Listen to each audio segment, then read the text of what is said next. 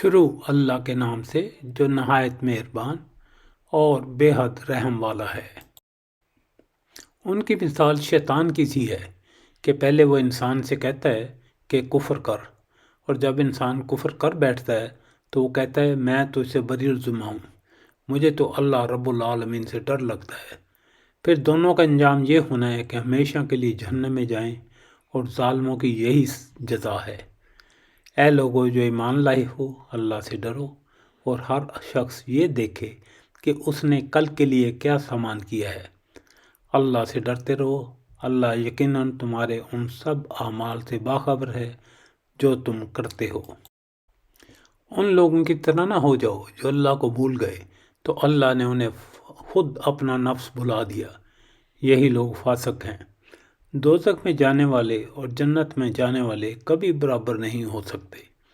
جنت میں جانے والے ہی اصل میں کامیاب ہیں۔ اگر ہم نے یہ قرآن کسی پہاڑ پر بھی اتار دیا ہوتا تو تم دیکھتے کہ وہ اللہ کے خوف سے دبا جا رہا ہے اور پھٹا پڑتا ہے۔ یہ مثالیں ہم لوگوں کے سامنے اس لیے بیان کرتے ہیں کہ وہ غور کریں۔ وہی اللہ ہے جس کے سوا کوئی معبود نہیں، ظاہر اور باطن کا جاننے والا، مہربان اور رحم کرنے والا۔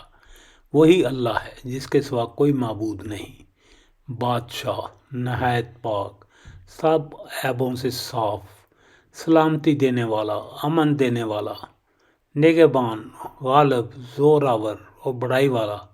پاک ہے اللہ ان چیزوں سے جنہیں یہ اس کا شریک بناتے ہیں۔ وہی اللہ ہے پیدا کرنے والا، وجود بخشنے والا، صورت بنانے والا۔ اس کے لیے نہایت اچھے نام ہیں۔ ہر چیز خواہ آسمانوں میں ہو یا زمینوں میں اس کی پاکی بیان کرتی ہے۔ وہی غالب حکمت والا ہے۔